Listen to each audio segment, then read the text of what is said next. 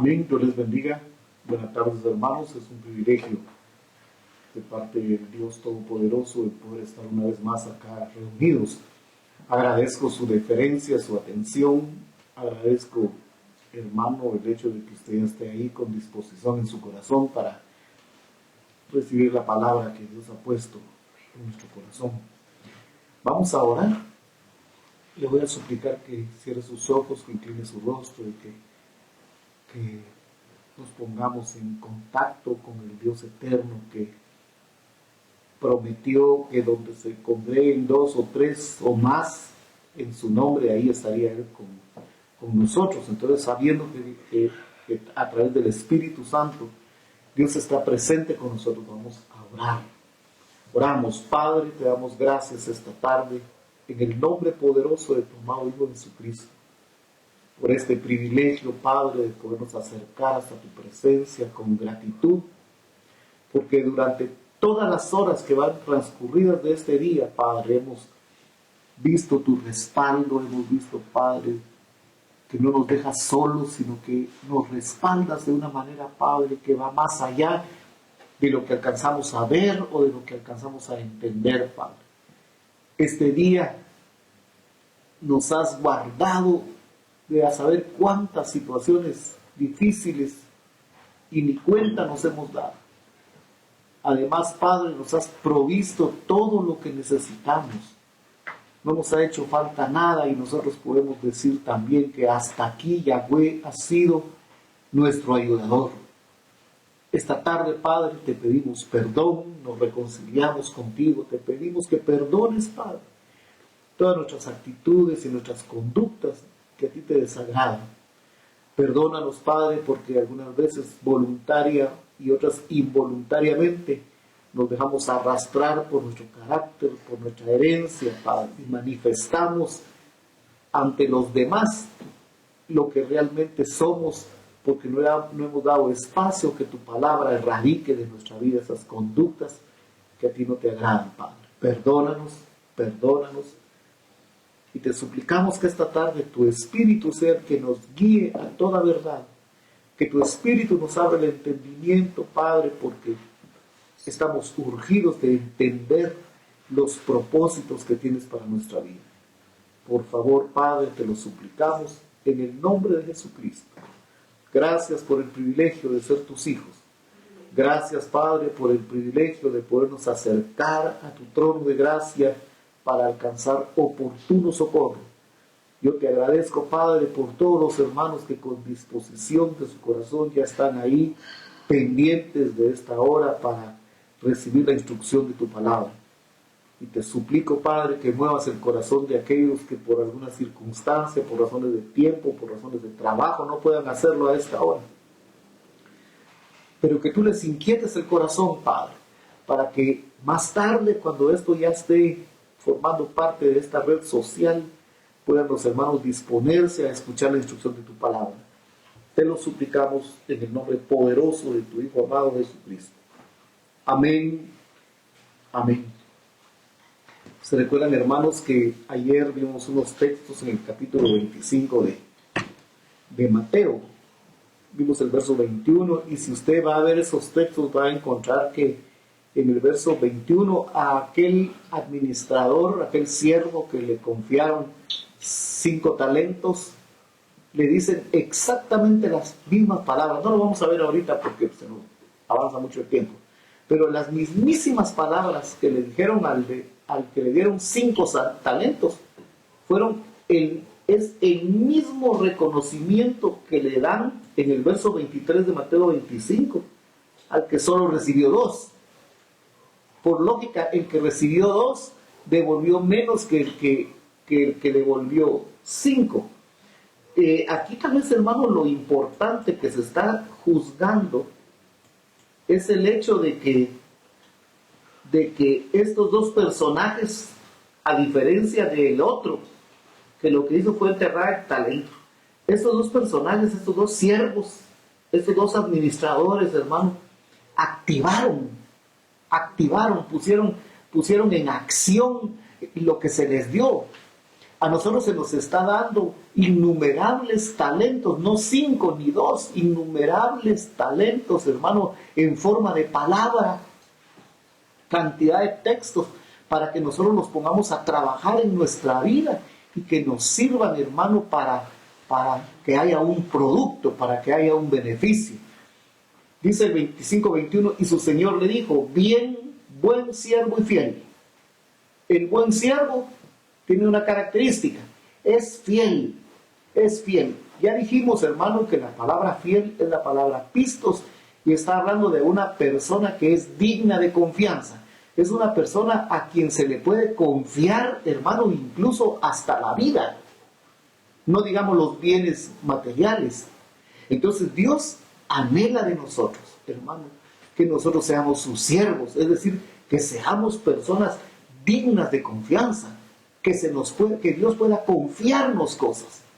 Entonces, dice, bien buen siervo y fiel, sobre poco has sido fiel, sobre mucho te pondré. Y después hay un galardón, dice, entra en el gozo.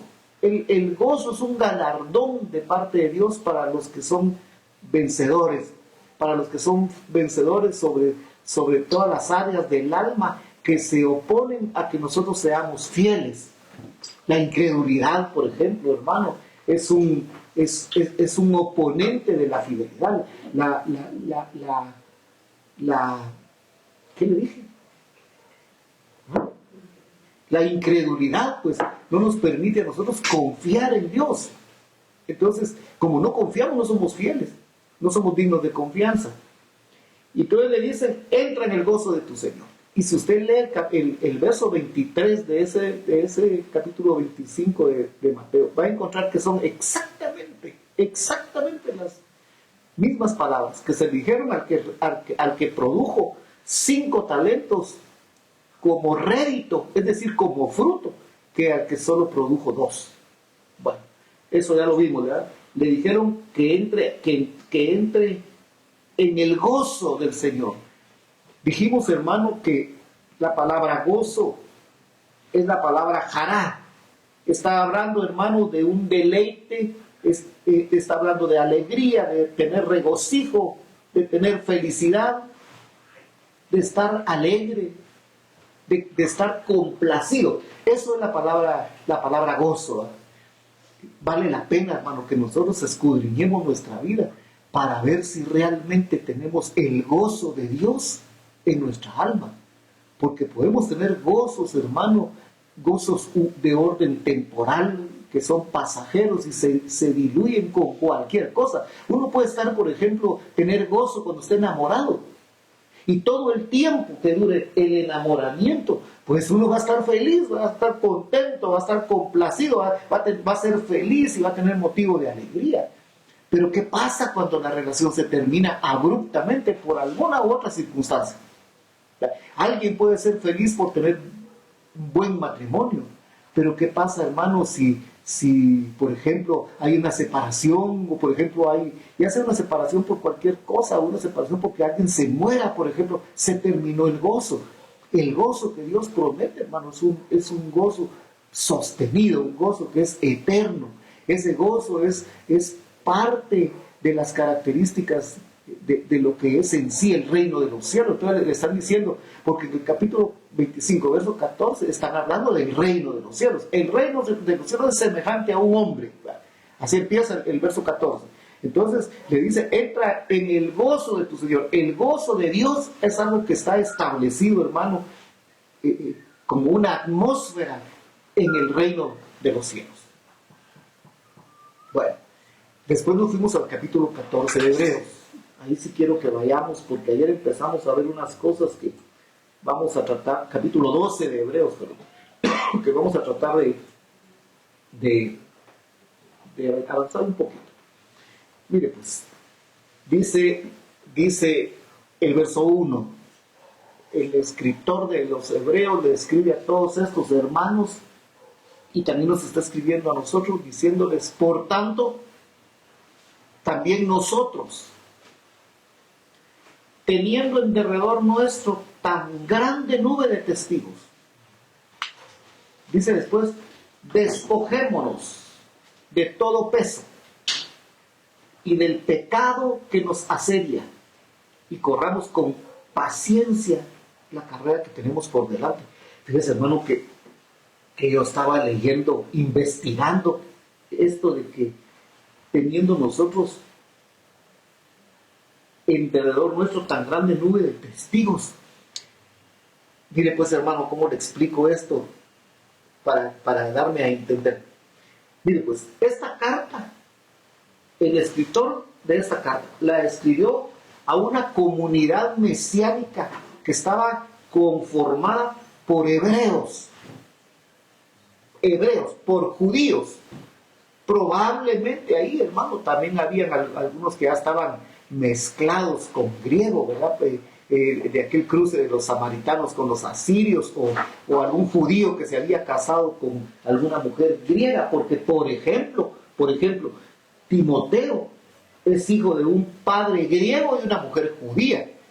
Pero esta carta se escribió a un grupo de hebreos que vivían en Roma. Esta carta se escribió a un grupo de judíos que vivían en Roma. Y ellos, hermanos, habían ido perdiendo paulatinamente. Mire, pues, tenían una sinagoga ahí en Roma. Y en esa sinagoga, cada Shabbat, cada sábado, tenían sus liturgias, hermano, que solo eran una muy breve sombra de lo que era el culto en el templo de Jerusalén, porque no había templo. Recuerden que el templo se destruyó.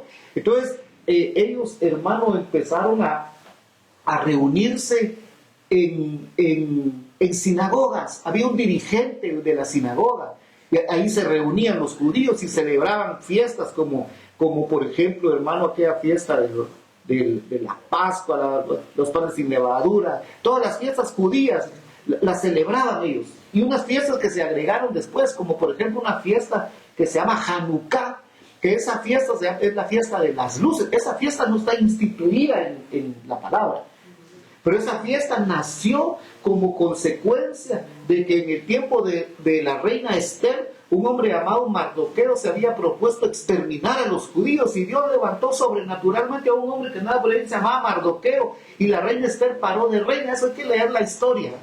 Recuérdense que Mardoqueo le manda a decir a Esther: ya estás ahí como la reina del imperio persa. Era la mujer de Asuero, era la reina, la esposa del rey de Asuero, el gobernante de los persas. Y ahí estaba la reina Esther. Pero le dice, de repente que me encuentro en el texto por ahí, le dice Mardoqueo, le dice: mira, pues, digo, ya que estás ahí, tienes que arriesgar tu vida entrando a hablar con el rey. En esos tiempos, hermano, la reina vivía en sus palacios, la reina y las concubinas del rey. Y cuando se le ocurría al rey, cuando se le daba su gana, no la suya, sino la del rey, mandaba a llamar a la reina para que viniera a estar con él una noche o 2 noches, y de ahí la mandaban igual con las concubinas, ¿verdad? Las amantes, por decir así. No era la palabra, pues, pero para que nos entendamos, mandaba a traer una patoja bonita una noche, el rey estaba con ella y la mandaba de regreso, ¿verdad? Dentro de un mes no se acordaba ni del nombre, pero si la patoja había sido del agrado del rey, podía ser que dentro de un año, dentro de 6 meses, pues las mujeres estaban, hermano, confinadas, ya no podían tener nunca más marido, ni volverse a casar, eran las concubinas del rey. Entonces, ni la propia reina podía presentarse ante el rey, sin que el rey la mandara a llamar. La mujer que hiciera eso, fuera la reina, iba a ser ejecutada, iba a merecer la pena de muerte. Pero, hermano, Mardoqueo le escribe a la reina Esther y le dice: presentate ante el rey, nosotros vamos a orar. El pueblo judío está en peligro, nos pueden exterminar. Nosotros vamos a orar y vamos a ayunar para que cuando te presentes delante del rey, ahí es gracia. Y que el rey no te quite la vida. Porque le dijo, 4:13 de Esther, le dijo: ¿quién quita? Le dijo Mardoqueo a Esther. Capítulo 4. Ahí lee ese libro de Esther, hermano. yo le garantizo que las hermanas ya lo estudiaron con mi esposa allá.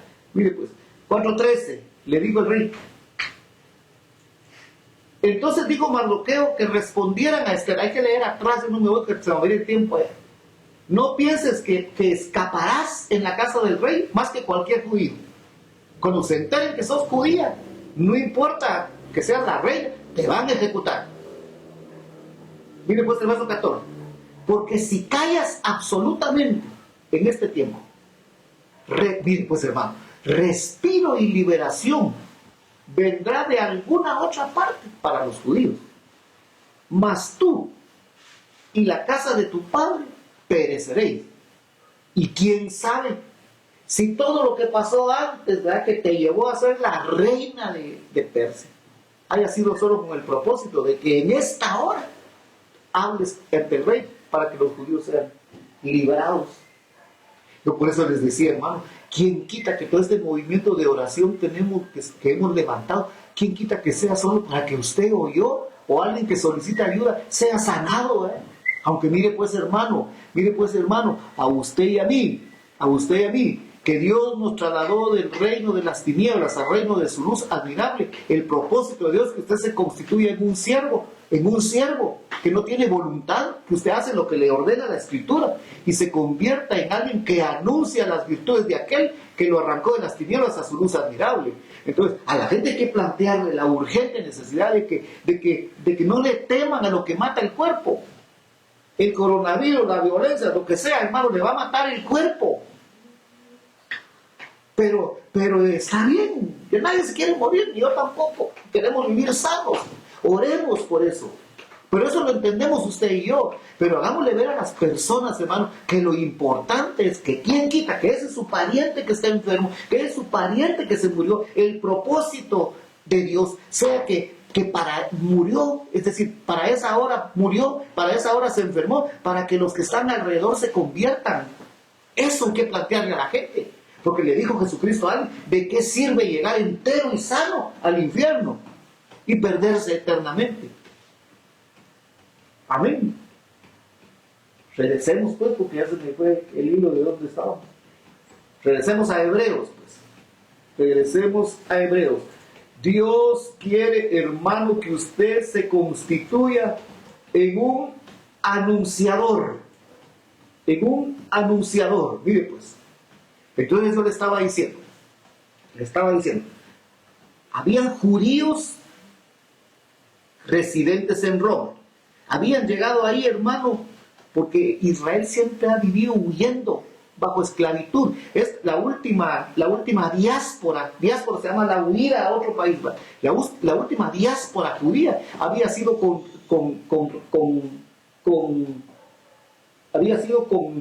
a raíz de que en el año 70 después de Cristo el emperador Tito rodeó Jerusalén. La profecía, cuando veáis a Jerusalén rodeada de ejércitos, los que estén en las montañas, los que estén fuera de su casa, ya no regresen a ver qué cachan, a ver qué recuperan, ¿verdad? Porque les va a costar la vida. Huyan, como dice en el capítulo, hermano, como dice en el capítulo anterior de Hebreos, en el capítulo 11, algunos huyeron desnudos, huyeron hambrientos, huyendo por las montañas, escondiéndose en cuevas. Pero estos judíos residentes en Roma, habían llegado ahí, hermano. Y mire esto, pues, ya no había templos, habían, ¿saber cuántas? ¿Verdad? Sinagogas en Roma. Roma era la capital del Imperio Romano. ¿No cree usted que era un pueblito como el pueblito donde vivimos nosotros? Roma era, hermano, hay que conocer la Vía Apia. Si usted no ha ido por ahí, investigue. Hay que caminar en la Vía Apia. Había una autopista, hermano, que iba al mar. No lo voy a decir que concreto como el que hay ahora, pero pavimentada de piedra de 30 metros de ancho. De no sé cuántos, 200, 300 kilómetros. Se llama la Vía Apia. Hay que leer, hay que investigar.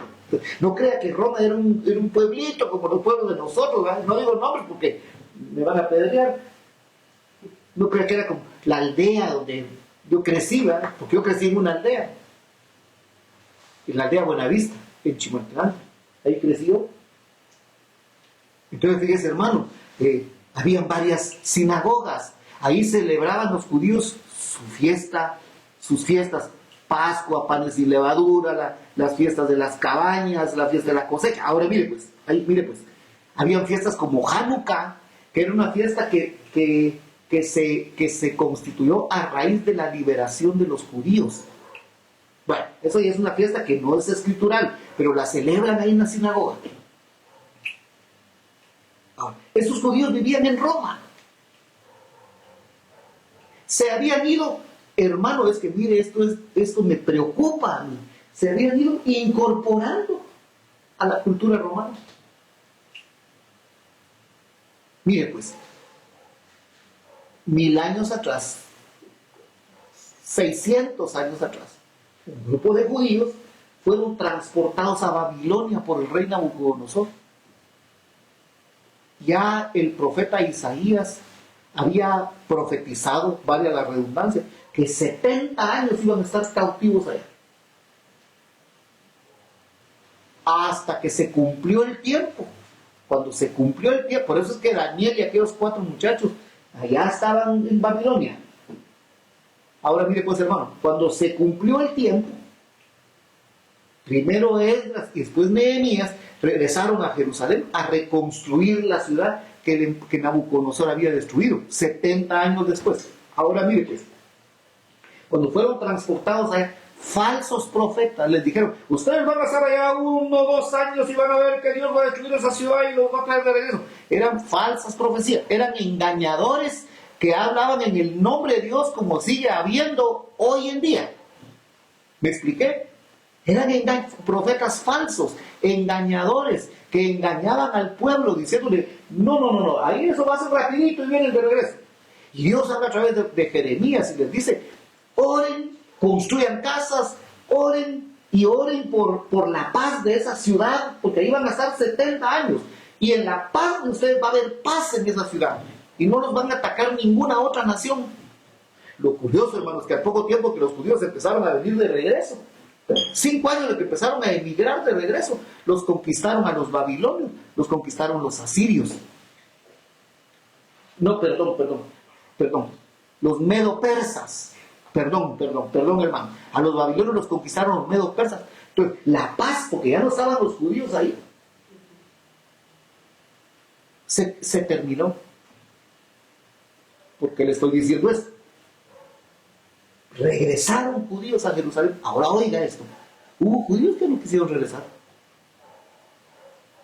Por eso es que, hermano, mire pues, miremos en Colosenses, el último capítulo de Colosenses. Oiga esto pues. Hubo judíos que fueron transportados cautivos allá. Edificaron sus casas, fueron prósperos, porque esa gente, hermano, donde vaya, Dios los va a respaldar. Fueron prósperos. Empezaron, hermano, a acomodarse. Romanos 12:2 dice: no os adaptéis a este mundo.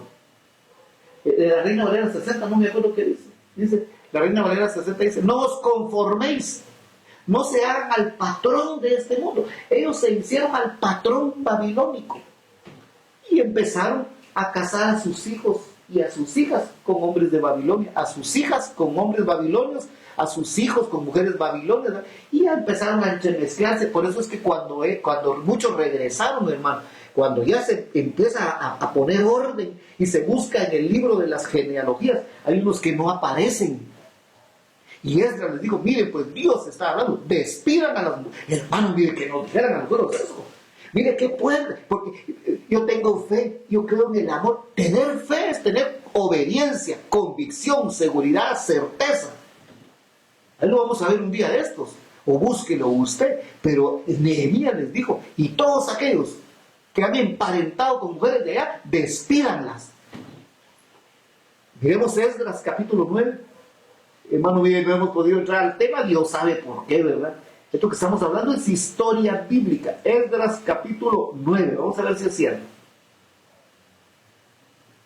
Miren pues, acabadas estas cosas, hay que leer todo el libro de Esdras, no entiende, eso cae como en paracaídas, ¿no? 9:1 de Esdras. Acabadas estas cosas, los príncipes, oiga, los príncipes vinieron a mí, diciendo, el pueblo de Israel, oiga, y los sacerdotes y levitas no se han separado, oiga la palabra, separado de los pueblos de las tierras, oiga, de los cananeos, heteos, fereceos, jebuseos, amonitas, moabitas, egipcios y amorreos, y hacen conforme a sus abominaciones. Oiga, verso 2, el capítulo 9 de Esdras, porque han tomado de las hijas de ellos para sí y para sus hijos. Oiga, pues hermano, y el linaje santo,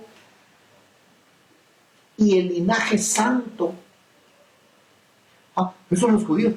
¿Quiere usted linaje santo? Lo dice 1 Pedro, capítulo 2, verso 9. Vosotros sois real sacerdocio, nación santa. Otras versiones no dicen nación santa. Otras versiones dice linaje escogido. Aquí literalmente son judíos. Ahora somos nosotros. Mire, dice, y el linaje santo ha sido mezclado con los pueblos de las tierras. Y la mano de los príncipes y de los gobernadores ha sido la primera en cometer el pecado. Mire, pues hermano, la razón de nuestros fracasos es porque muchas veces nos involucramos en alianzas de orden comercial, de orden emocional, de orden de amistad, de orden, se me escapa la palabra, de orden romántico, ¿verdad? Con gente que no pertenece a su linaje, y la consecuencia va a ser fracaso. Hay quienes lo han llevado al extremo de formalizar la relación y al poco tiempo hay un divorcio, ¿verdad? Hermano, la palabra es una vacuna, la palabra es una advertencia. El que no entiende, hermano, es porque de veras. Y la mano de los príncipes y de los gobernadores ha sido la primera en cometer este pecado.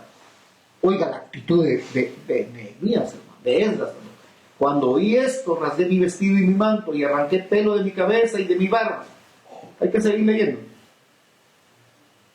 Mire la oración de Esdras, dice, Dios mío, confuso y avergonzado estoy para levantar a... Él no había hecho nada, pero sentí una carga, una vergüenza en la función ministerial por los pecados del pueblo, porque nuestras iniquidades se han multiplicado sobre nuestra cabeza. Tal vez me dicen, ¿dónde está el verso donde dice que despidieron a su... Hay un verso, hermano, pero yo me acordaba que era Nehemías. Dice que ya despidieron. Bueno, mire, pues mientras encontramos el texto, déjenme decirles, ellos en Babilonia se acomodaron, ¿verdad? Y cuando Dios dio la orden de regresaron. Usted lee las cantidades, hermano, busque en el libro de Esdras y de Nehemías, y ahí está la descripción de los que regresaron, pero el grueso de los judíos se quedaron en Babilonia. Tan es así que fíjese, hermano, que en Colosenses, vamos a ver si es Colosenses, si no, solo tengan un poco de paciencia, en Colosenses capítulo 4, mire pues, Colosenses capítulo 4.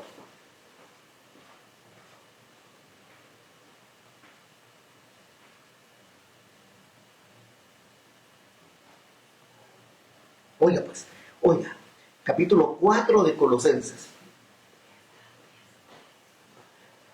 Mire pues, capítulo 4 de Colosenses. Mire pues, estoy diciendo, ya habían pasado 600 años. Y Dios dio la orden. Regresó Esdras y regresó Nehemías a reedificar el templo y a reedificar la ciudad. Entre la gente que regresó, había algunos que no se encontró la genealogía. Otros que venían mezclados, tenían mujeres e hijos mixtos. Ahí va a ver lo que vamos a ver más adelante. Pero el grueso de los judíos que fueron, allá se quedaron. También es así que, mire, pues Pablo en Colosenses capítulo 4 está hermano, despidiendo la carta. Estamos en Colosenses capítulo 4, verso 15. Mire, pues dice, saluden a los hermanos de la Odisea. La carta es para los de Colosas. Mire, pues, saluden a los hermanos de la Odisea, a Ninfa y a la iglesia que está en la casa de ella. Mire, hermano, si cada hogar nuestro, ahorita en este tiempo pandémico, debería de constituirse en una iglesia. Sí, hermano, pero es que fíjese que como no dejan que nos reunamos. No, hombre, reúnase con su mujer, reúnase con su marido, reúnase con sus hijos, con la suegra, con el suegro, con la muchacha que le trabaja, y compártanle la instrucción de la Escritura, porque a usted, hermano, Dios lo arrancó de las tinieblas para que anuncie las virtudes del que lo arrancó. Miren, pues, verso 16 de Colosenses 4. Y cuando esta epístola haya sido leída en presencia de ustedes, hagan que también sea leída en la iglesia de ¿qué es? Aló, estoy en el verso 16.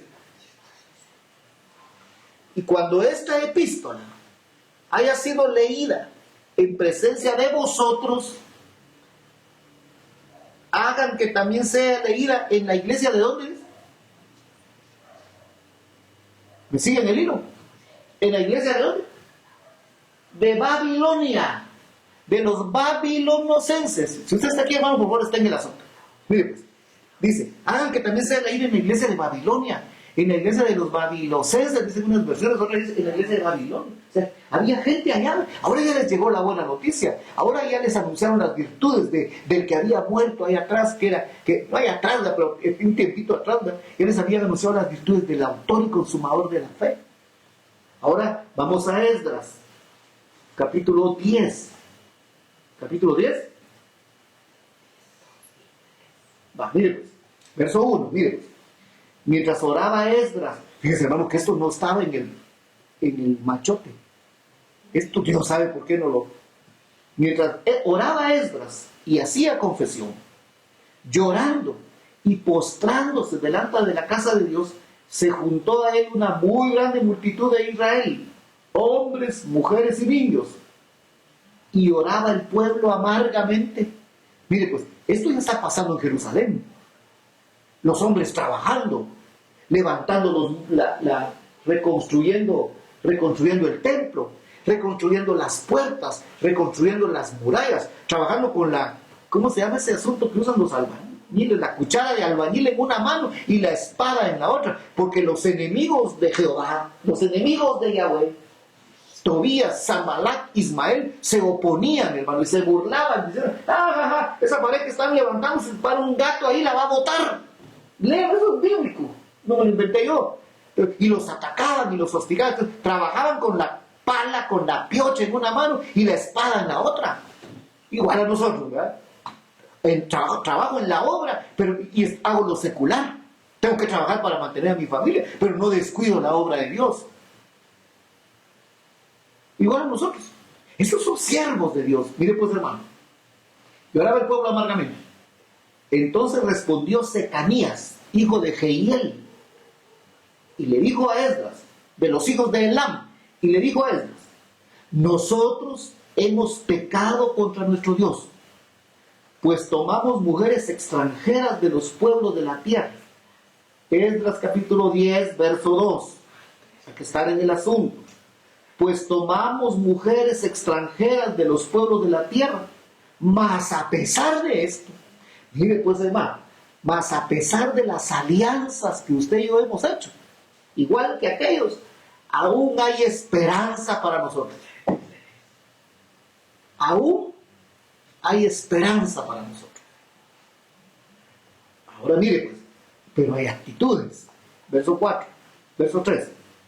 Ahora pues, hagamos pacto con Dios, que despediremos a todas las mujeres y los nacidos de ella, según el consejo de mi Señor y de los que temen el mandamiento de nuestro Dios, y hágase conforme a la instrucción. Y le dice a ese hombre, le dice a ella, levántate, porque esta es tu obligación. La obligación de ellos era decirle a los que estaban haciendo mal. Ahora mire pues hermano, y si su Esdras le dijera algo, si su Nehemías le dijera algo, ¿será que yo acataría con la disposición de... Es que mire pues hermano, aquí no están jugando a evangélico, a aleluya, a pandereta, a religión, porque toda la escritura fue inspirada por Dios y es útil para instruir, para enseñar, para capacitar, a fin de que el hombre de Dios, a fin de que el siervo de Dios, usted y yo, seamos aptos para hacer la obra de separarnos. Estos se estaban separando de mujeres y de sus hijos. Nosotros hay cosas de las que nos tenemos que separar, hermano. Estamos casados con los deseos de los ojos, con la vanagloria de la vida. Estamos casados con nuestras pasiones juveniles, hermano.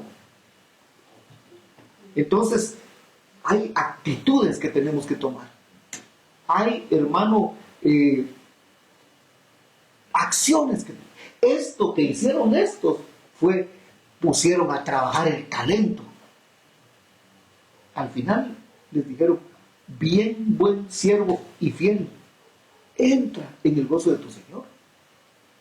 Mire pues, hermano, en el capítulo 12 de Hebreos, la carta se dirige a hebreos residentes en Roma, que al igual que aquellos babilonios que fueron transportados a Babilonia, los primeros días, hermano, de estar cautivos allá han de haber sido difíciles.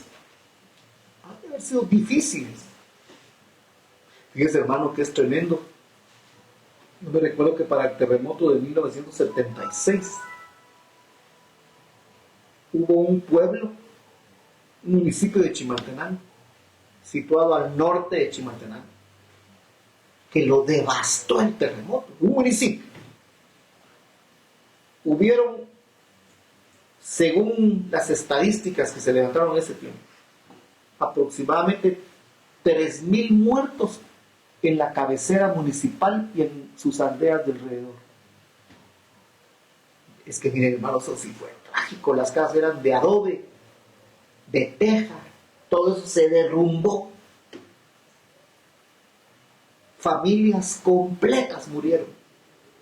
Entonces, mientras se efectuaban las labores de descombramiento y de búsqueda de cadáveres, hubo un montón de familias de ese municipio que fueron trasladadas a Chimaltenango y se instalaron unas cuantas en el estadio municipal y otras familias se instalaron en el campo de fútbol de la escuela tipo Federación Miguel Hidalgo y Costilla, y con donaciones que vinieron del extranjero. Miren, hermano, el campo de fútbol se volvió una ciudad de carpas azules. Todas las carpitas, todas pegadas una a la otra, y adentro de una carpita que medía 4x4. Ahí vivían apuñuscadas todas, hermano, que eso fue emocionante, sino por no decir trágico. Ahí vivían familias completas, papá, mamá, 2 hijos, 5 hijos, el suegro, la suegra, la abuela, hermano, mire, a veces algún cuñado, etc. Pasaron meses ahí mientras la Cruz Roja empezó. A usted, como se le cayó la casa, limpiaron el sitio, limpiaron el terreno, dejaron plano después de 2 meses de que salían camionadas de tierra. Dejaron planos. Cuando usted llegó a su cuadra, no sabía si era su cuadra. Una que otra casa que sobrevivió. En ese tiempo, hermano, tener casa de 2 niveles o casa de terraza era un lujo. La gran mayoría eran casas de teja y algunas de lámina. Usted llegaba ahí y no reconocía su cuadra, mucho menos dónde estaba su casa, pero al fin daba dónde, estaba plano. La Cruz Roja construyó unos cuartos de madera, de 4x4. Aquí eran de lona, allá eran carpas casitas de madera. Y un montón de gente que vivía ahí en la Federal y en el campo de fútbol de Chimaltenango se regresaron para no digo dónde, se regresaron para allá, al norte de Chimaltenango. Pero un montón de gente que aquí ya no se movió de la carpa ahí. Y a los 3, 4, 5, 6 meses ya encontraron un cuarto donde alquilar, ya se mudaron para ese cuarto y ahí se quedaron. Poco tiempo, esas familias de allá crecieron los patoginos y ya se casaron con gente de aquí de Chimaltenango. Y ya los patoginos no saben si son de allá o son de aquí, no tienen ni edad ni porvenir, son felices. Mire pues, Entonces, lo mismo pasó en Babilonia, ahora estaba pasando en Roma. Voy a cerrar con eso, se me fue el tiempo. Mire pues, capítulo 12 de Hebreos, ¿se recuerda lo que decía? Mire pues, dice, por lo tanto también nosotros, teniendo en derredor nuestro tan grande nube de testigos, ¿sabe qué les está tratando de decir el escritor? Mire pues, esta gente vivía en Roma. En Roma había un lugar que se llamaba el Coliseo Romano. Mire hermano, eso es una cosa impresionante, impresionante. Una de las 7 maravillas de la civilización. Cabían 3.000, 4.000 personas en un estadio. Hermano, eso era muy impresionante. Y abajo eran las peleas de los gladiadores.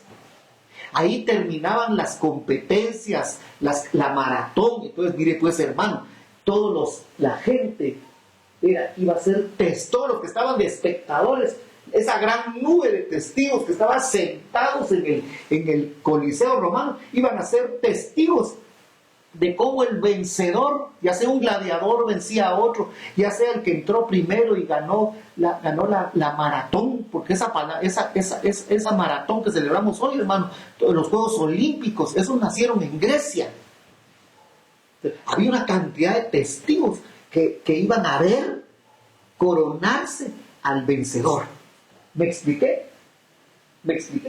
Ahora mire, pues, el escritor de Hebreos usa esa analogía para aplicarla a los creyentes. Cuando dice, oiga esto, pues hermano, oiga eso, dice, despojémonos de todo peso. ¿Sabe de qué está hablando?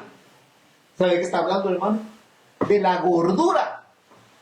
Los gladiadores gordos, un corredor gordo, no funciona, no hay atleta gordo, a menos que sea luchador de sumo. Pero mire pues, había que hacer ejercicio, por eso es que es tremenda la palabra. Pablo le dice a Timoteo, o a Tito, no me recuerdo, creo que es a Timoteo, le dice, ejercítate para la piedad. Porque el ejercicio físico para poco aprovecha. Lo que te vas a ganar es una coronita de laurel, entre otros, la vas a colgar en tu sala, y entre otros días ya se secó. Ejercítate para la piedad. Entonces, el peso del que se tenía que despojar, literalmente, los atletas, era la gordura. Ahora, ¿qué peso no tenemos que despojar nosotros? ¿Cuál es nuestra gordura? Nuestra carne. Despojémonos de todo peso y del pecado que nos asedia. Y estos otros hermanos corrían lo más rápido posible para obtener un galardón perecedero. Ahora miren cómo dice, corramos con paciencia la carrera que tenemos por delante. Tenemos una carrera por delante, tenemos una meta. Mi meta, hermano, es ser llevado a la presencia cuando Cristo se manifieste. Porque en el verso siguiente, en el 2, dice, puesto los ojos en Cristo Jesús. Aquí termino. Puesto los ojos en Cristo Jesús, el autor y consumador de la fe. Ya no pudimos desglosar estas palabras como empezamos ayer. Mire pues, el cual, por el gozo puesto delante de él, aquellos corredores, el gozo que tenían puesto delante era que si llegaban a la meta y eran triunfadores, eran vencedores, les iban a poner una corona en la cabeza. Ahora a los corredores de ahora, además de la corona, les dan una medalla de oro y les dan pistillo. Y eso sí nos gusta. Si aquí, hermano, nos estuvieran dando imagínense, todos los que se conectan vamos a mandar 100 quetzales. Y si fueran 500, tuviéramos 40 conectados ahí, ¿verdad? Porque nosotros somos un caso, los humanos, es un peso que nos asedia. Mire pues, está hablando de Cristo, el autor y consumador de la fe, por el gozo puesto delante de él, sufrió la cruz. Ayer hablamos que la cruz es negarse a uno mismo, es morir. Menospreció el oprobio. Y el gozo que tenía delante era que se sentó a la diestra del trono de Dios. Al vencedor, búsquenme para terminar. Al vencedor. Vamos a Apocalipsis. Al vencedor. Espérenme, hermano, solo téngame paciencia porque esto se me está viniendo ahorita, porque no me recuerdo dónde está el texto. Al vencedor, lo haré que se siente conmigo en mi trono, dice. Ahorita lo voy a encontrar la hermana pastora, que tiene una habilidad para encontrar textos. Ay, hermano, téngame paciencia, si usted lo encuentra antes, pues nos avisa, ¿va? Ahorita le digo. Vamos a ver, hermano, téngame paciencia. Se lo debo, se lo voy a deber. 3:11 de Apocalipsis. Mire pues, el gozo que Cristo tenía por delante, soportó el oprobio, hermano. Mire, ese 12:2 de Hebreos es Filipenses capítulo 2, de versos 6 al 11. Pero no lo miremos ahorita. Mire pues, Apocalipsis 3:11.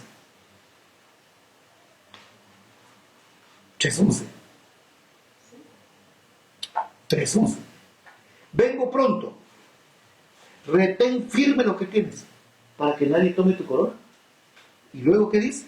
Al que venza, lo haré columna en el santuario de mi Dios, y nunca más saldrá de fuera. Y escribiré sobre él el nombre de mi Dios y el nombre de la ciudad de mi Dios, la nueva Jerusalén, la cual desciende del cielo. Ese no es el verso, pero está tremendo. Es parte del galardón para los vencedores. Se lo mando más tarde, hermano. Haré que se siente conmigo en mi trono. Amén. Ese es nuestro galardón.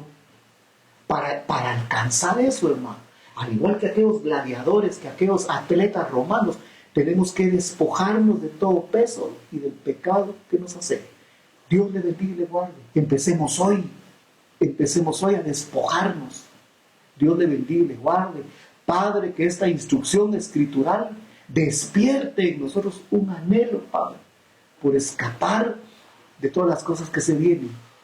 Este anhelo, Padre, por guardar la palabra, hace que haga que seamos guardados, Padre, de los días difíciles que están por venir, que ya empezaron sobre el planeta Tierra.